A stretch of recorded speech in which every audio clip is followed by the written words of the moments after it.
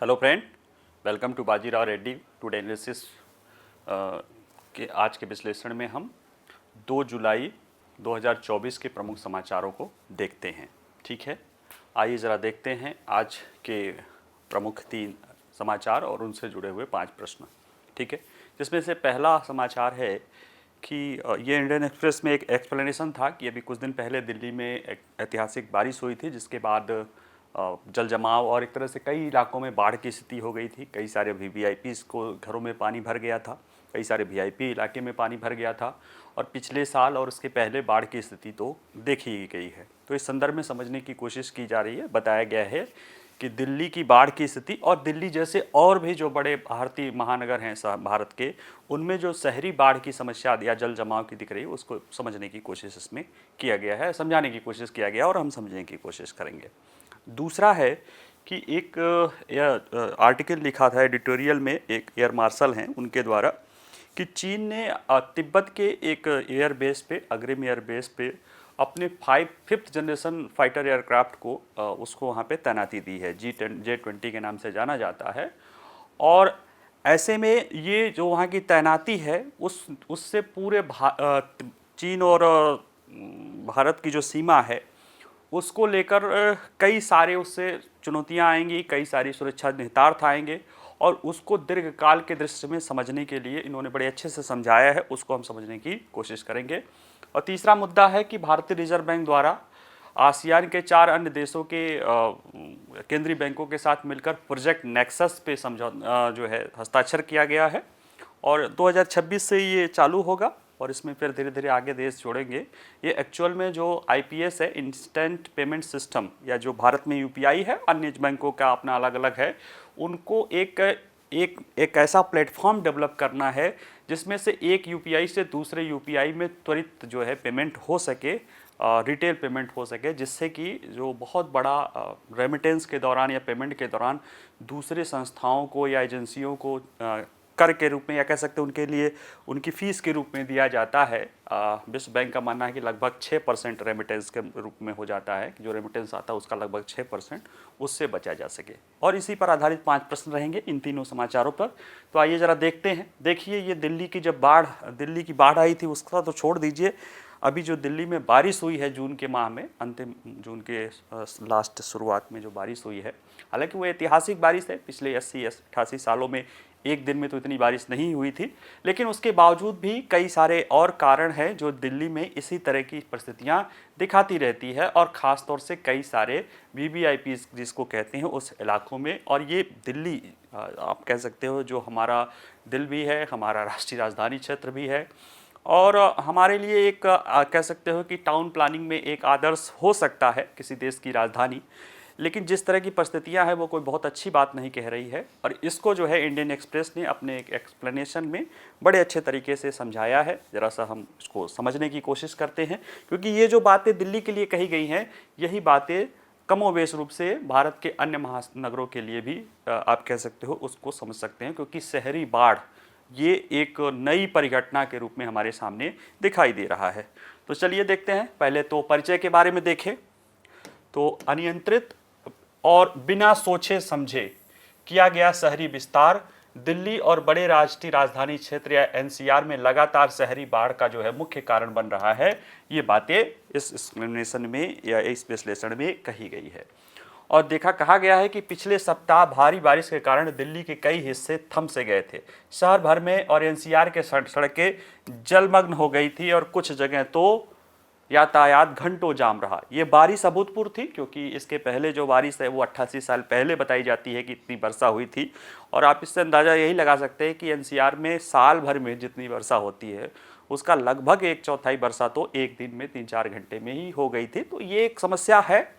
और sewer line का साफ न होना है समस्या, मैनहोल का साफ न होना, ये सारी चीज़ें हैं। इसके बावजूद भी कहते हैं कि कुछ मूल बुनियादी समस्या है सिटी प्लानिंग को लेकर, सिटी इंफ्रास्ट्रक्चर को लेकर दिल्ली की मूल कुछ प्रॉब्लम है जो इसे बढ़ा रही है। बाकी और समस्याओं के साथ वो बाकी और समस्याएं उसमें जो है कहीं ना कहीं वृद्धि का काम कर रही हैं, लेकिन मूल में कुछ बेसिक प्लानिंग की प्रॉब्लम है जिसको हमें समझने की ज़रूरत है। तो देखिए, पहले तो ये समझिए कि दिल्ली एक तेज़ी से बढ़ता शहर है।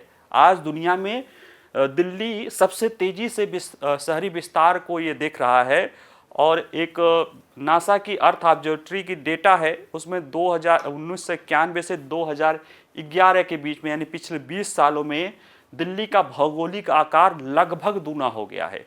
यानी जो नासा का ऑब्जर्वेटरी है, अर्थ ऑब्जर्वेटरी, उससे जब उसका अध्ययन है, वो बताता है कि 1991 से लेके 2011 यानी 20 सालों तक दिल्ली का भौगोलिक विस्तार लगभग दुगना हो गया है।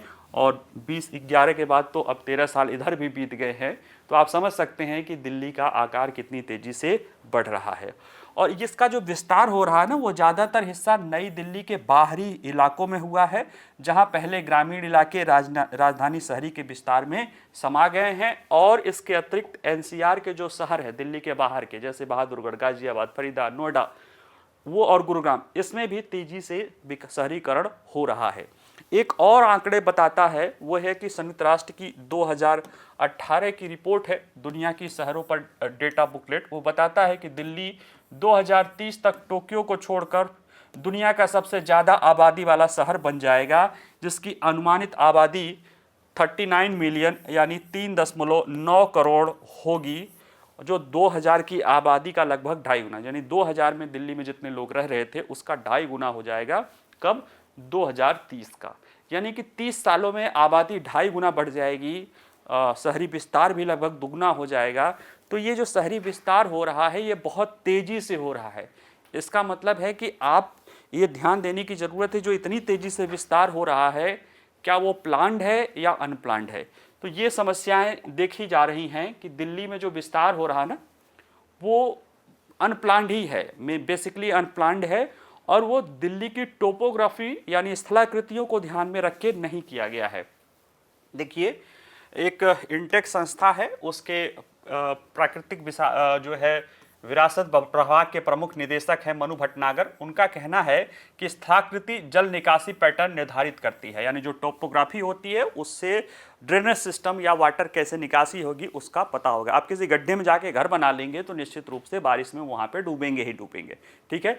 इसीलिए जो दिल्ली के, अगर ये बताते हैं कि दिल्ली के जो ऐतिहासिक शहर हैं, चाहे तुगलकाबाद, महरौली, शाहजहांबाद, सिविल लाइंस, नई दिल्ली, कैंटोनमेंट क्षेत्र, या जो दिल्ली के गांव रहे हैं, वो सब उन टोपोग्राफी का ध्यान में रखते हुए ऊंचाई वाले शहर स्थित, जो जहां ऊंचे स्थान है वहां पे बसे हैं, क्योंकि उस तरह से क्या होता है, ऊंचाई से पानी नीचे की तरफ चला जाता है। लेकिन जब इतना तेजी से जब विस्तार हुआ है ना, जैसे जैसे तेजी से शहरों का विस्तार हुआ, खासतौर से उसके आउटर में, वहाँ पे भूमि जल निकासी क्षमताओं के संबंध को निर्माण के समय ध्यान नहीं दिया गया है कि पानी निकलेगा कि नहीं निकलेगा। और ऐसे में जब भयानक बारिश होती है तो महत्वपूर्ण जो अफवाह, यानी जो तेजी से पानी, यानी जो पानी सोखता ही नहीं, और भी देखेंगे नीचे तो पता चलेगा क्यों नहीं सोखता।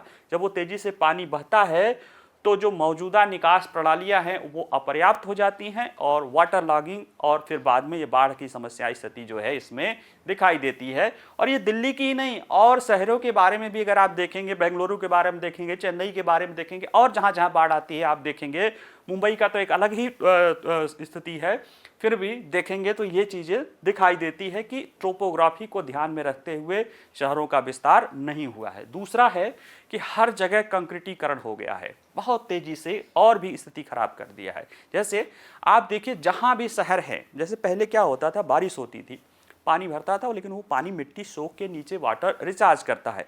लेकिन अब अगर पानी, मिट्टी नहीं रह गई है, हर जगह कंक्रीट हो गए, यहाँ तक कि नालों को भी कंक्रीट का बना दिया गया है। तो अब ऐसे में क्या होगा, पानी सूखेगा कहाँ? तो जब वर्षा होती है तो वो पानी बाहर ही, वो तेजी से बहता ही है। तो देखिए, इसमें विशेषज्ञ बताते हैं कि दिल्ली में रिज से नदी तक की भूमि यानी ढलान 100 मीटर है, यानी पर्याप्त है, यानी जहाँ पे लोग रहते हैं वहाँ से नीचे की जो नदी का ढलान है 100 मीटर के आसपास है, और ये पर्याप्त है पानी को बहाने के लिए। लेकिन अधिकांश पानी कंक्रीट के नालों या नालियों में चला जाता है, जिन्हें सीवेज डंप में बदल दिया जाता है, और निचले इलाकों में निर्माण से हालात और भी खराब हो जाते हैं। यानी जहाँ पे ये सीवेज डंप है उसके आसपास जो निचले इलाके होते हैं वहाँ पे लोग बस्तियां बसा लिए हैं और ज़्यादातर अनऑर्गेनाइज्ड और आप कह सकते हो कि वो बस्तियां हैं, स्लम्स आदि डेवलप हो गई हैं नालों के किनारे, जिसके कारण स्थिति और खराब हो जाती है। और जहाँ पे अगर हम और भी देखें तो जो दिल्ली का बाढ़ का मैदान, यमुना का जो बाढ़ का मैदान होता है, किसी भी नदी का बाढ़ का मैदान का मतलब ही है कि वहाँ पे बाढ़ अक्सर आती रहती है, ठीक है। जो आपका यमुना से पूरा किनारा देख लें वो बाढ़ का मैदान है। और 1900 के दशक में ही अंग्रेजों ने पहले यहाँ पे निर्माण कार्य शुरू किया था, रेलवे लाइन बिछाई थी, उसके बाद बहुत बाद में रिंग रोड बना था। और अब तो देख लीजिए कि पिछले कुछ सालों में बाढ़ का मैदान का इस्तेमाल पुलों से लेकर इमारतों, पार्कों, सब बहुत सारा डेवलपमेंट हो गया है। आपको आश्चर्य होगा कि जो आईटीओ और प्रगति मैदान का क्षेत्र है, ये बहुत सालों पहले तक कभी एक निचला लो वेटलैंड था या आर्द्र भूमि था, यानी कि वहाँ पे पानी इकट्ठा हुआ करता था यमुना का। और आज वहाँ पे आप देख लो आईटीओ और प्रगति मैदान का तो इलाका देख ही लो। तो ऐसे में आईटीओ और प्रगति मैदान पे आप सोचिए, जब गड्ढे में वो बना ही है, जब कभी कहाँ वेटलैंड होता था, तो वहाँ तो पानी भरना लाजमी है, ऐसा विशेषज्ञों का कहना है। और जब इतना ज़्यादा कंक्रीटीकरण हो गया, हर जगह कंक्रीट, तो पानी रिसेगा कहाँ? पानी पे बह के जो है वो फिर उसको क्या है, नदियों में जाना है, और नदियों के निचले इलाकों में अगर वो जो है निर्माण कार्य है तो वो दिक्कत होगी। दूसरा है, अब इसमें तीसरा कारण है कि दिल्ली के लिए कोई जल मास्टर प्लान नहीं है, यानी वाटर मास्टर प्लान दिल्ली के लिए नहीं है। ये मैं नहीं कह रहा हूँ, दिल्ली की एक संस्था है, दिल्ली हालांकि वो केंद्र सरकार की संस्था है जो दिल्ली के शहरों के, दिल्ली के लिए विकास को ऐतिहासिक और जो उनके आर्किटेक्चर विकास के लिए जिम्मेदार है, दिल्ली शहरी कला आयोग, DUAC 73 में ही उसका गठन हुआ था। 2008 से 2011 तक दिल्ली के शहरी कला आयोग, ये वो है, उसके अध्यक्ष रहे TK रविंद्रन ने कहा है कि शहरी योजनाकारों को जल मास्टर प्लान बनाने की जरूरत है। और उन्होंने कहा कि आज जब हम कोई शहर डेवलप करते हैं तो भूमि को रियल एस्टेट के रूप में देखा जाता है कि वो संसाधन, मेन संसाधन भूमि है, जमीन रहेगा तो शहर डेवलप होगा। लेकिन उन्होंने कहा कि एक्चुअल में क्या होता है कि संसाधन को पानी को लेकर जो है देखना चाहिए, और इसकी लगातार उपेक्षा होती रही है।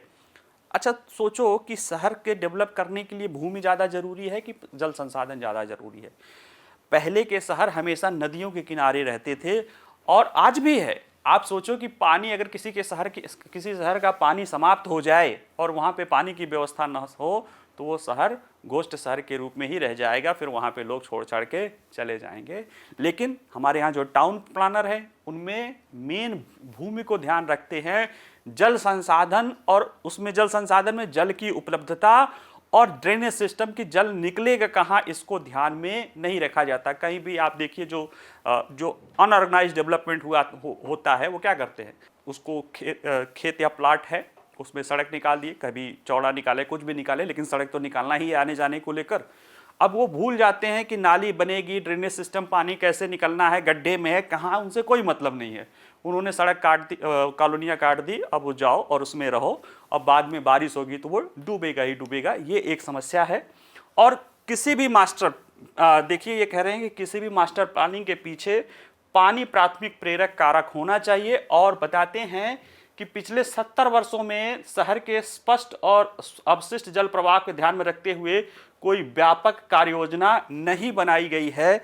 इसी को ये तो उदाहरण के रूप में बताते हैं कि 2022 में प्रधानमंत्री जी ने प्रगति मैदान के फेमस टनल का उद्घाटन किया था, और वो टनल अक्सर भरी हुई, और उसमें क्योंकि उसके जल निकासी के बारे में प्लानिंग नहीं की गई थी। अगर की गई होती तो दिखता है कि प्लानिंग नहीं की गई होती तो पानी इस तरह से कैसे भरता, जिसको 2022 में जिसका उद्घाटन किया गया है। इसके अतिरिक्त एक और जो महत्वपूर्ण है कि जब बाढ़ को सोखने या अतिरिक्त पानी को जो मैनेज करने का काम होता है, वो वाटर बॉडीज होते हैं। दिल्ली के आंकड़े बताते हैं कि दिल्ली में लगभग 1000 इसी तरह के जल निकाय या वाटर बॉडीज थे, लेकिन आज केवल 400 बचे हैं, और 600 से अधिक वाटर बॉडीज गायब हो गए हैं। जबकि सुप्रीम कोर्ट ने बहुत सख्त हिदायत दे रखी है, लेकिन वाटर बॉडीज को गायब करके उनको रियल एस्टेट में पार्ट के मूल्यवान रियल एस्टेट में बना के वहाँ पे कमर्शियल या आवासीय चीज़ें कर दी गई है। तो एक तो पानी का ध्यान नहीं रखा गया है, कंक्रीटीकरण कर दिया गया है, बेतरतीब विकास कर दिया गया है। दूसरे जो वाटर बॉडीज थे जो पानी को होल्ड कर सकते थे ये सिर्फ पानी को होल्ड करके बाढ़ और जल जमाव को तो बचाते ही थे, साथ ही में पानी के स्तर को भी बढ़ाते थे। ये सारी चीज़ें, ये वाटर बॉडीज गायब हो गई हैं। तो ऐसे में अब बड़े महानगरों में बाढ़ को रोकने के लिए क्या किया जाना चाहिए? तो देखिए, पहले तो निचले इलाकों में निर्माण कार्य बंद नहीं करते हैं और अपने लान और फुटपाथों को कंक्रीट से मुक्त नहीं करते हैं और नालियों को ठोस कचरे से अवरुद्ध नहीं करते हैं, तो इस तरह की बाढ़ आती रहेगी। और ये क्या कह रहे हैं कि जल भराव की समस्या को रोकने के लिए हमें उसके यहाँ के टोपोग्राफी और ढाल को समझना होगा, ज़मीन की बनावट को समझना होगा, साथ ही किसी भी शहर की मास्टर प्लानिंग के पीछे पानी को प्राथमिक संसाधन के रूप में ध्यान देने की आवश्यकता है, ये रिपोर्ट कहती है। और ये जो दिल्ली के बारे में है, ये दिल्ली के साथ साथ दिल्ली जैसे और बड़े महानगरों को सबकी लगभग यही स्थिति है। यहाँ पे कुछ एक उदाहरण दूसरे हो सकते हैं, वहाँ उदाहरण कुछ तीसरे हो सकते हैं, लेकिन स्थिति लगभग ऐसी ही है। ठीक है, चलिए अगला देखते हैं। ये देखिए J-20 है, चीन का जो है 5th जनरेशन फाइटर एयरक्राफ्ट का पिक्चर है और तिब्बत के एक एयर बेस पे जो लगभग 12,000 फुट पे है, वहाँ पे इसके टरमैक जो होता है ना, एयरबेस के टरमैक पर ही इन कई सारे जहाज़ों को का जो है सैटेलाइट इमेज दिखाई दिया है। और ये टरमैक पर ही दिखा गया है, उनको कोई छुपाने उपाने का भी काम नहीं किया गया। तो ये बताता है कि अभी अभी वहाँ पे ये सारी तैनाती जल्दबाजी में की जा रही है। तो ऐसे में ये है कि तिब्बत एयरबेस पे चीन के स्टेल्थ लड़ाकू विमानों की तैनाती का भारत के लिए क्या मतलब है, आइए ज़रा हम इसको समझने की कोशिश करते हैं। तो चर्चा में क्यों है? तो देखिए, तिब्बत के में एक सिगात्से एयरबेस है जो 12,408 फीट की ऊंचाई पर है और यहाँ पे चीन के 5वीं पीढ़ी के stealth fighter J-20 mighty dragon इनका पूरा नाम है और इनके J-20 विगोरस ड्रैगन, हालांकि ये तो कूड़ा है, इसकी तो बात ही छोड़ दो, इसको तो उनका बहुत ही कह सकते हो निकटस्थ सहयोगी पाकिस्तान नहीं उड़ाता है, तो बातें छोड़ो। ठीक है, और इसमें सैटेलाइट इमेज से अटकलों का बाजार गर्म कर दिया है और यहाँ से भारत के सुरक्षा क्षेत्र में भी चिंताएं बढ़ा दी है। किसके? J-20 माइटी ड्रैगन की तैनाती। तिब्बत और हमारा जो बेस है आपका हमारी जो सीमा है LAC है, लाइन ऑफ एक्चुअल कंट्रोल, उससे बहुत दूर है नहीं और वहाँ पे इसकी तैनाती कहीं ना कहीं हमारे लिए जो है सुरक्षा चिंता। और सुरक्षा चिंता में क्या क्या है कि हम उसने J-20 किया है तो हमारे पास इसमें सबसे एडवांस एयरक्राफ्ट है 4.5 पीढ़ी का जो है, उसको 4.5 पीढ़ी कहते हैं, फुली स्टेल्थ नहीं है, वो है राफेल। हमने राफेल की 2 स्क्वाड्रन की तैनाती कर रखी है। तो ऐसे में अब इन दोनों की तुलना होने लगी है और साथ ही में भारतीय वायुसेना और चीन के वायुसेना के बीच में संख्यात्मक किसके पास कितना फाइटर एयरक्राफ्ट है, किसके पास क्या है, इसकी तुलना होने लगी है। लेकिन ये खुद एयर मार्शल जी ने इसको लिखा है, वो खुद कहते हैं कि देखिए, सेनाओं में ये जो प्लेटफॉर्म या जिसे फाइटर प्लेन कहते हैं, इनकी संख्या, इनकी क्षमता महत्व रखती है, लेकिन उसमें भी बहुत सारी चीज़ें मायने रखती है। अगर आपको याद हो, पाकिस्तान और भारत का जो है अभिनंदन जी वाला जो केस था, उसमें उनके पास विमान MiG-21 थी और उन्होंने MiG-21 तो दूसरी तीसरी पीढ़ी की विमान मानी जाती है, उसने F-16 अब माना जाए कि अगर चौथी पीढ़ी की सबसे आधुनिक विमानों में से एक माना जाता है, तो उसको उसने मार गिराया था और दुर्भाग्य से वो भी दुर्घटनाग्रस्त हो गए थे और फिर वो कहानी है। लेकिन ये बताता है कि हमारे अगर आपके पास जो उस मशीन में जो बैठता है पायलट, वो कहीं ज़्यादा महत्वपूर्ण, मशीन तो महत्वपूर्ण होती ही है, लेकिन पायलट और उसकी कुशलता भी बहुत महत्वपूर्ण होती है। इसलिए पूरी तरह से चीन के साथ तुलना करना, जैसे कहा जाता है ना, चीन की सेना और भारत की सेना के साथ तुलना नहीं की जा सकती, उसके पीछे कुछ लोग लॉजिक देते हैं और उसमें सही भी है कि चीन की जो वर्तमान में वहाँ पे फोर्स है, जो लोग हैं काम कर रहे हैं, खासतौर से जवान हैं या जो यंगेज हैं, वो दौर हैं जो 80 से लेके 2015 तक जो चला था, 70 से लेके 2015 तक जो वन चाइल्ड पॉलिसी के तहत है, यानी वो सिंगल बच्चे हैं अपने माता पिता के और उनके भी माता पिता के। तो वो जब लड़ाई करने जाते हैं तो उन पे जिम्मेदारी रहती है अपने माता पिता की और उनके माता पिता की। और वहाँ पे एक कहा ये भी माना जाता है कि चीन अपनी सेना के लोगों को जिस तरह से भारत या दुनिया के और बड़े देशों की उस तरह से वहाँ पे व्यवस्थाएं भी नहीं है। तो वही है कि एक तो मनोबल है, दूसरे भारत की सेना भारत के देश के लिए लड़ती है और चीन की सेना एक्चुअल में वो चीन की सेना नहीं है, पीपल लिबरेशन आर्मी है, वो जो वहाँ का कम्युनिस्ट पार्टी है उसकी सेना है, उसका जो है एयरफोर्स है। तो ये सारी चीज़ें हैं, लेकिन कहीं ना कहीं चिंता तो बढ़ाई देती है। तो देखिए, तिब्बत के अग्रिम बेस पर G20 की तैनाती के मायने क्या है, जो ये तैनाती की गई है उसके मायने क्या है। तो पहले तो J20 को हम जरा सा समझ लें। तो J20 एक 5th जनरेशन फाइटर एयरक्राफ्ट है और इसको अमेरिका के F-22 का प्रतिद्वंदी माना जाता है। ठीक है, 5th जनरेशन 5वीं पीढ़ी का स्टील्थ एयरक्राफ्ट है और इसे अमेरिका का F-22 एकमात्र जिसे है उसका एक प्रतिद्वंदी माना जाता है। इसमें लंबी दूरी से हवा में मार करने वाली मिसाइलें भी हैं, सटीक निर्देशन युद्ध सामग्री भी है और ये सारी चीज़ें हैं और इसे अच्छा विमान माना जाता है। हालांकि अगर तुलना करें किसी को कि F-22 और J-20, तो निश्चित रूप से F-22 इनसे बेहतर है।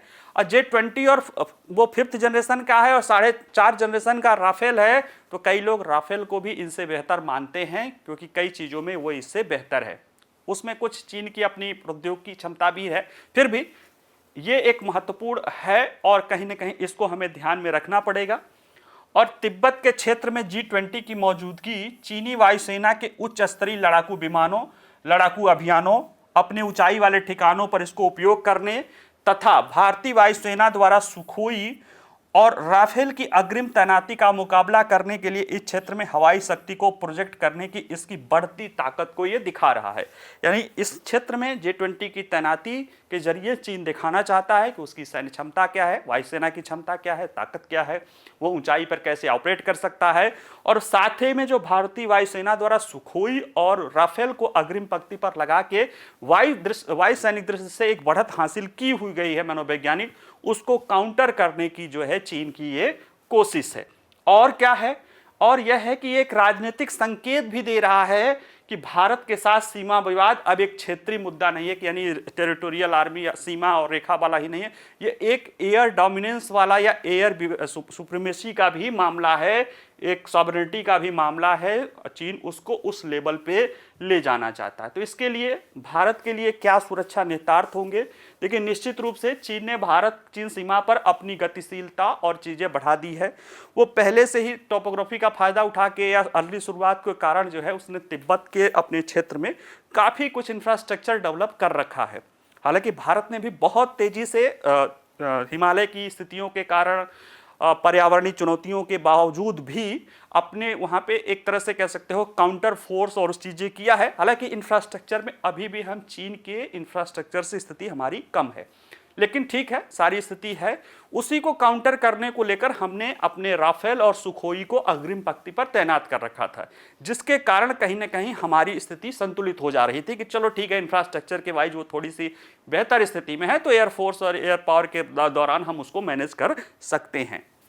चीन ये चीजें तो बढ़ा ही रहा है और लगातार बात के बावजूद भी वो अपनी राजनीतिक रुख को बनाए रखा हुआ है। ऐसे में अब अगर चीन वहां पे इसको तैनात करता है तो निश्चित रूप से अब वो चीजें बढ़ेगी, तैनात करेगा, उसको उड़ाएगा, हमारे तरफ आएगा, हमारा उधर जाएगा, तो फिर क्या करेगा कि भाई इसको एक कर दो, जैसे वो सीमा पर कह रहा है ना कि एक बफर जोन बना दिया जाना चाहिए जहां पे इस तरह की तैनाती न हो, तो उसे फिर एक नो फ्लाई जोन के लिए कहेगा कि सीमा के आसपास नो फ्लाई जोन तैयार किया जाए, जैसे कि बफर जोन की बात होती है। तो जैसे ही नो फ्लाई जोन तैयार होगा, वैसे ही जो चीन के सीमा बॉर्डर पे हम एयरफोर्स, हमारा एक वरीयता है, हमने वो वरीयता प्राप्त कर रखी है, उसको वो काउंटर करने में सक्षम हो जाएगा। इसलिए वो पूरा कोशिश क्या करेगा कि इसमें नो फ्लाई जोन बना दिया जाए। क्यों? एक तो उससे क्या होगा कि हमारी गतिशीलता और हवाई रसद के लिए, विमानों के लिए दुर्गम हो जाएगा, साथ में जो हम खुफिया निगरानी और टोही विमान आदि करते हैं उसको भी वो रोकने में सक्षम हो जाएगा।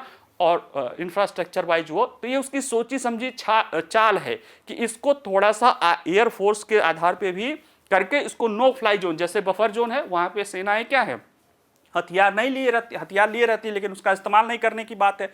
उसी तरह से अगर नो फ्लाई जोन हो जाएगा तो फिर जो भारत अभी वहां पे अपने एरियल सर्विलांस और इस तरह के, या जो एयर की स्थिति उसकी बढ़िया है एयरफोर्स की, उसको काउंटर करने में उसको फायदा हो जाएगा। तो ऐसे में अब भारत को क्या करना पड़ेगा? देखिए, भारत के पास चौथी पीढ़ी के लड़ाकू विमान हैं, जैसे सुखोई 30 है, मिग 29 है, मिराज है, जिसमें से कुछ तो काफ़ी चले जाएंगे। 4.5 पीढ़ी के राफेल के भी 2 स्क्वाड्रन हमने किया है, लगभग 36 विमान। और सरकार ये जानती है कि भारत की जो है वायुसेना की क्षमता, खासतौर से फाइटर पायलट की, घट रही है। उसको लेकर जो है हमने काफ़ी कोशिश भी की है और 7,000 किलोमीटर से अधिक की हमारी सेनाएं हैं और उसमें से शत्रुतापूर्ण सेनाएं हैं। इसको लेकर सिर्फ राफेल की 2 स्क्वाड्रन, ये कह रहे हैं कि राफेल के 2 स्क्वाड्रन पर्याप्त नहीं होंगे।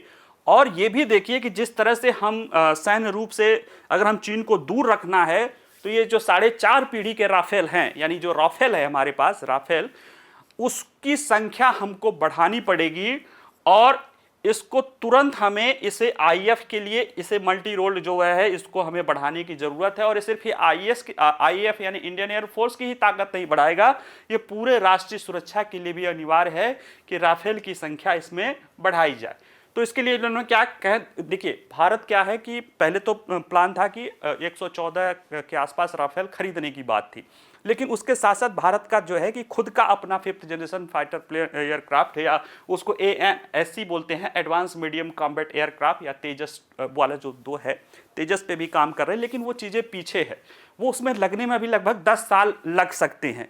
और तब तक चीन ये उम्मीद है कि अमेरिका से काउंटर करने के चक्कर में, चूंकि उसके पास प्लेटफॉर्म ऑलरेडी J-20 का ही है 5th जनरेशन का, वो 6th जनरेशन लाके हमसे यहाँ पे जो हमारी अभी एयर सुपीरियरिटी है उसको काउंटर करके उसको बदले में वो अपनी एयर सुपीरियरिटी बना सकता है। ऐसे में ये कहते हैं कि हमें जल्दी से जल्दी, ये ठीक है तेजस MK और ये सब चलने दिया जाए, हमें जल्दी से जल्दी 114 कम से कम इसी 4.5 पीढ़ी का जो है राफेल की हमें तुरंत आवश्यकता है। और इसके लिए हम ये सुझाव देते हैं कि हम फ्रांस के साथ सहयोग कर दें, ज्वाइंट वेंचर में प्रोडक्शन शुरू कर दें, जिससे हमारे लिए तो चीज़ें मिलेंगी ही, जो हमारे 2 स्क्वाड्रन हैं उनके लिए भी तो मिलेगी और यहाँ से अन्य देशों के लिए भी सप्लाई की जा सकती है। और इसके जरिए हमको फ्रांस के रूप में एक महत्वपूर्ण जो है उत्पादक मिल जाएगा, जो हमें सहयोग भी करता रहेगा।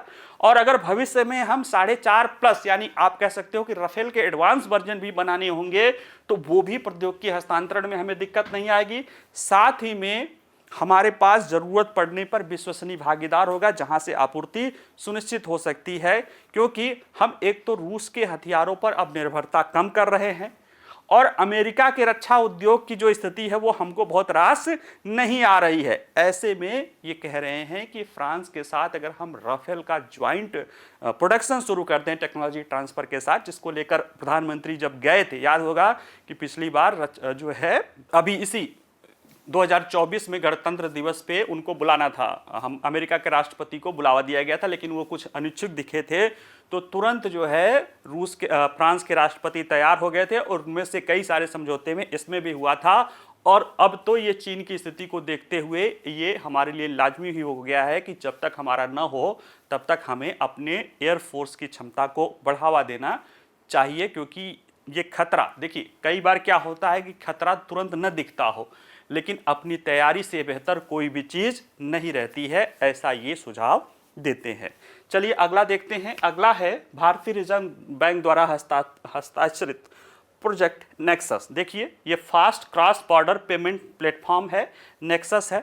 ये बैंकिंग इंटरनेशनल सेटलमेंट या BIS की एक जो एक कह सकते हो इनोवेशन हब है, उसकी पहल है। इसमें भारत और आसियान के 4 देशों के जो फास्ट पेमेंट सिस्टम है, या आप कह सकते हो इंस्टेंट पेमेंट सिस्टम है, उनको मिला के एक ऐसा प्लेटफॉर्म बनाया जा रहा है जिसमें एक ही प्लेटफॉर्म से आपस में तेजी से पेमेंट हो सके। तो आइए जरा समझने की कोशिश करते हैं कि चर्चा में क्यों है। तो देखिए भारतीय रिजर्व बैंक और 4 आसियान देशों के द्वारा प्रोजेक्ट नेक्सस पर सहयोग एक हो रहा है, जिसका उद्देश्य तेज भुगतान प्रणाली यानी फास्ट पेमेंट सिस्टम को जोड़कर तत्काल सीमा पार या ट्रांस बॉर्डर खुदरा भुगतान के लिए एक मंच स्थापित करना है। यानी एक ऐसा प्लेटफॉर्म स्थापित करना है जिससे सीमा पार तेजी से तुरंत भुगतान हो सके। और इसमें भारत के अलावा मलेशिया, फिलीपींस, सिंगापुर और थाईलैंड, ये 4 आसियान देश हैं, इसके बैंक RBI के साथ भागीदार हैं। ये सब संस्थापक सदस्य के रूप में शामिल हैं और इनकी योजना है कि 2026 तक वैश्विक स्तर पर विस्तार करके इसकी दक्षता बढ़ाने और अंतर्राष्ट्रीय लेन देन लागत को कम करना चाहिए। हालांकि इस बातचीत के प्रक्रिया में एक और इस आसियान सदस्य इंडोनेशिया साथ रहा है और वो इसके पर्यवेक्षक के रूप में है और भविष्य में उम्मीद है कि वो इसमें भागीदार हो सकता है। आइए जरा देखते हैं कि प्रोजेक्ट नेक्सस क्या है। तो देखिए, प्रोजेक्ट नेक्सस की संकल्पना बैंक फॉर इंटरनेशनल सेटलमेंट, अभी इसके बारे में हम अच्छे से बताएंगे। एक समझ लीजिए कि ये कई सारे जो केंद्रीय बैंक हैं उनके एक बैंक के रूप में ये काम करता है अंतर्राष्ट्रीय स्तर पे। तो उसके इनोवेशन हब द्वारा इसको तैयार किया गया है। इसका उद्देश्य है कि वैश्विक स्तर पर कई घरेलू त्वरित भुगतान प्रणालियां या इंस्टेंट पेमेंट सिस्टम जो अपना व्यक्तिगत है, जैसे भारत का यूपीआई है, इसी तरह से अन्य जो 4 देश है उनके भी अपने अपने कोई इंस्टेंट पेमेंट सिस्टम होंगे, उनको इस तरह से जोड़ दिया जाए कि फास्ट सीमा पार भुगतान को बढ़ावा दे दिया जाए। एक देश से दूसरे देश में तेजी से सीमा पार भुगतान के लिए एक पेमेंट प्लेटफॉर्म का निर्माण करने पर यह बल है। और यह भुगतान क्षेत्र में लाइव कार्यान्वयन की ओर बढ़ने वाली पहली बीआईएस इनोवेशन हब की एक परियोजना है। यानी जो बीआईएस की कई सारे इनोवेशन हब है उसकी एक परियोजना इसमें है। इसमें अगर देखें तो आज 70 से ज्यादा देशों में घरेलू भुगतान कुछ ही सेकंड में, यानी 70 से ज्यादा देश अपने यहाँ किसी न किसी तरह के इंस्टेंट पेमेंट सिस्टम या फास्ट पेमेंट सिस्टम का इस्तेमाल कर रहे हैं, जो लगभग शून्य लागत पर विद इन सेकेंड वो एक दूसरे से, जैसे हमारे यहाँ यूपीआई भुगतान होता है उसी तरह से अन्य देशों में भी इसी तरह की चीजें हो रही है। और ऐसे में यह त्वरित भुगतान प्रणालियों की बढ़ती उपलब्धता के कारण जो है ये संभव हुआ है।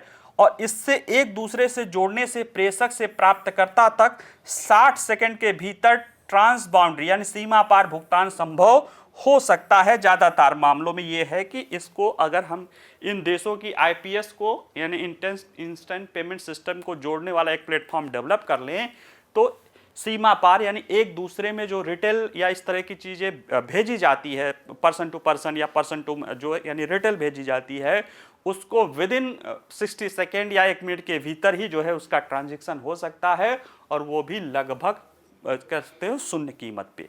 ऐसा इसकी योजना है। तो इससे लाभ क्या होगा? जैसे आईपीएस को एक दूसरे से जो है यह जो है प्रोजेक्ट नेक्सस को आईपीएस यानी जो है इंडियन पुलिस सर्विस नहीं है, इंस्टेंट पेमेंट सिस्टम को एक दूसरे से जुड़ने के तरीके को स्टैंडर्डाइज करने के लिए या मानकीकृत करने के लिए तैयार किया गया है।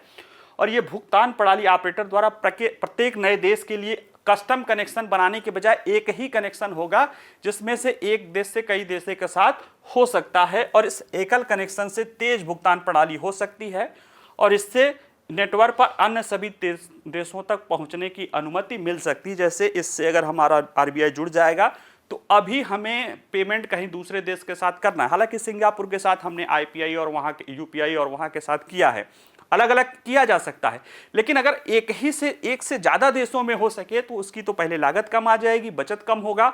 और ये सारी चीज़ें जो है कहीं ना कहीं ये जो नेक्सस है ये तत्काल सीमा पार भुगतान के विकास को महत्वपूर्ण रूप से तेज कर सकता है। देखिए, आरबीआई कहता है कि तीव्र भुगतान प्रणालियों की द्विपक्षीय कनेक्टिविटी से भारत और उसके साझेदार देशों को लाभ हो सकता है। यानी जैसे भारत सिंगापुर ने किया, भारत फ्रांस कर रहा है या भारत यूएई कर रहा है, इससे लाभ हो सकता है।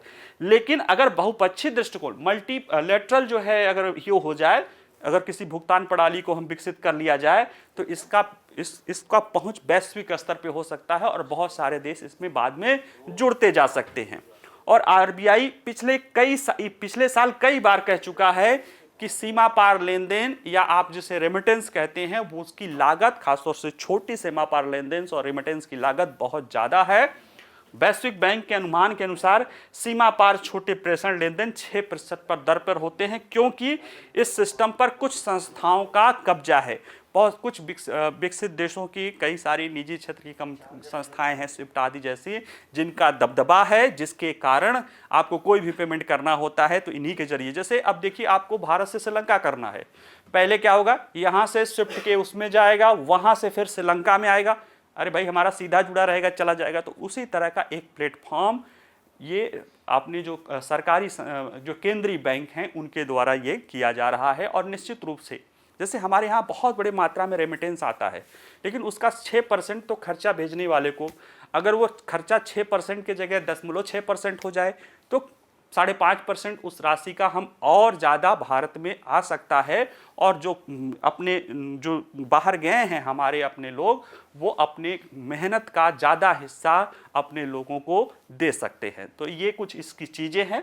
इसको जो प्लेटफॉर्म को डेवलप करने में जो भूमिका निभा रहा है बैंक फॉर इंटरनेशनल सेटलमेंट का जो इनोवेशन हब है, इसको देखें तो ये 1930 में स्थापित हुआ था, और ये बैंक फॉर इंटरनेशनल सेटलमेंट का स्वामित्व दुनिया भर के 63 केंद्रीय बैंकों के पास है, जो संयुक्त रूप से विश्व सकल घरेलू उत्पाद का 95% हिस्सेदारी का प्रतिनिधित्व करते हैं। यानी 95% जीडीपी का, वैश्विक जीडीपी का प्रतिनिधित्व करने वाले दुनिया के 63 देशों के केंद्रीय बैंक इसके स्वामित्व जो है इसमें है। किसमें? बैंक फॉर इंटरनेशनल सेटलमेंट या BIS। ये जो है मुख्यालय बेसल है, स्विट्जरलैंड के बेसल में है। और ये बैंकिंग सिस्टम को, यानी इसमें इसके 2 प्रतिनिधि कार्यालय हैं, देख लें, हांगकांग में है और मैक्सिको में है, और दुनिया भर में इनोवेशन हब सेंटर है। इसके अगर काम को देख लिया जाए तो BIS का जो मिशन है वो है कि अंतर्राष्ट्रीय सहयोग के माध्यम से केंद्रीय बैंकों का, या जो आप कह सकते हो कि जैसे भारत में RBI है उसी तरह उनको केंद्रीय बैंक कहते हैं, कि मौद्रिक और वित्तीय स्थिरता की खोज का समर्थन करना है और केंद्रीय बैंकों के लिए एक बैंक के रूप में काम करना है। इसी देखते हैं, इसी के बेसल 2, बेसल 3 नॉर्म जो है उसको आधार बनाते हुए बैंक अपने यहाँ पे रिजर्व पूंजी और इस तरह की चीज़ों को रखते हैं, और उससे बैंकिंग सिस्टम के स्थायित्व को आंका जाता है। यह BIS अपने मिशन को आगे बढ़ाने के लिए निम्नलिखित केंद्रीय बैंकों को निम्नलिखित सुविधाएं प्रदान करता है, जैसे संवाद, व्यापक अंतर्राष्ट्रीय सहयोग के लिए एक मंच, जिम्मेदार नवाचार और ज्ञान साझाकरण के लिए मंच। अब देखिए, ये नवाचार और ज्ञान साझाकरण के लिए ही तो इसका इनोवेशन हब ने क्या दिया है, प्रोजेक्ट नेक्सस को प्लेटफॉर्म के रूप में डेवलप करना चाह रहा है, और मुख्य नीतिगत मुद्दों पर गहन विश्लेषण और अंतर्दृष्टि, और ये सारी चीज़ें ये करता है कौन? BIS। तो ये आज के लिए इतना ही। आइए जरा इनसे जुड़े हुए हम प्रश्नों को देख लेते हैं।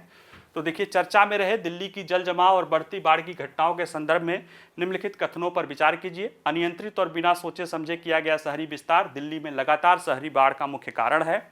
दिल्ली के शहर नियोजन संसाधन के रूप में पानी की लगातार उपेक्षा की गई है। ये 2 स्टेटमेंट है, इनके आधार पर ये 4 प्रश्न है, आप इनको देख लीजिएगा। दूसरा है, दिल्ली में के तेज शहरी विस्तार की स्थिति के संदर्भ में नासा की अर्थ ऑब्जर्वेटरी के डेटा के अनुसार 1991 से 2011 तक के बीच दिल्ली का भौगोलिक आकार लगभग कितना हो गया है? 2 गुना, 3 गुना, 4 गुना, 5 गुना? इसको आप लोग देख लीजिएगा। चर्चा में रहे चीन के J20 माइटी ड्रैगन के संदर्भ में निम्नलिखित कथनों पर विचार कीजिए। पहला है, चीन ने हाल ही में तिब्बत में अग्रिम बेस पर इसकी तैनाती की है। यह चीन का एक प्रमुख फाइटर प्लेन है जो राफेल का प्रतिस्पर्धी माना जाता है। तो ये 2 स्टेटमेंट है माइटी ड्रैगन को लेकर, इसके 4 विकल्प हैं, आप इसमें से चुनिएगा। चौथा है, उल्लेखनीय है कि भारतीय रिजर्व बैंक और 4 आसियान देश प्रोजेक्ट नेक्सस पर सहयोग कर रहे हैं। निम्नलिखित आसियान देशों में कौन सा इन 4 आसियान देशों में शामिल नहीं है? ध्यान रखिएगा, नहीं की बात हो रही है। Singapore, Malaysia, Thailand and Indonesia. अंतिम है, चर्चा में रहे बैंक फॉर इंटरनेशनल सेटलमेंट के संदर्भ में निम्नलिखित कथनों पर विचार कीजिए। BIS का स्वामित्व दुनिया भर के 63 केंद्रीय बैंकों के पास है, जो संयुक्त रूप से विश्व सकल घरेलू उत्पाद का लगभग 70% हिस्से का प्रतिनिधित्व करते हैं। दूसरा है, BIS का मिशन अंतर्राष्ट्रीय सहयोग के माध्यम से केंद्रीय बैंकों की मौद्रिक और वित्तीय स्थिरता की खोज का समर्थन करना भी है। और ये 2 स्टेटमेंट हैं, इनके आधार पर ये 4 प्रश्न हैं, 4 विकल्प हैं, केवल 1, केवल 2, 1 और 2, और उपयुक्त में से कोई नहीं। ठीक है, चलिए आज के लिए इतना ही। आप लोग देखिएगा, पढ़िएगा, अच्छे समाचार, अच्छे न्यूज़ हैं, इनको आप नोट्स बना लीजिएगा, और कोई प्रश्न हो तो आप पूछ भी सकते हैं मैसेज में, और बाकी प्रश्न के जवाब दे दीजिएगा। PDF भी आपको मिल ही जाएगा, और पढ़ते रहिए, और कोई दिक्कत हो तो आप कमेंट्स में हमें कमेंट्स करके पूछ सकते हैं। PDF को लेकर कई बच्चे पूछ रहे हैं, मैं उस पर कह देता हूँ कि वो देखता हूँ क्या बात दिक्कत आ रही है, क्यों नहीं जा रही है, उसको भी दूर करा लिया जाएगा। उपलब्ध हो जाता है, उसमें जो डिस्क्रिप्शन रहता है उसी में हैंड आउट के रूप में जाता है, मैं आपको कमेंट्स के रूप में बता दूंगा या कल बता दूंगा। ठीक है, चलिए, बाकी नमस्कार।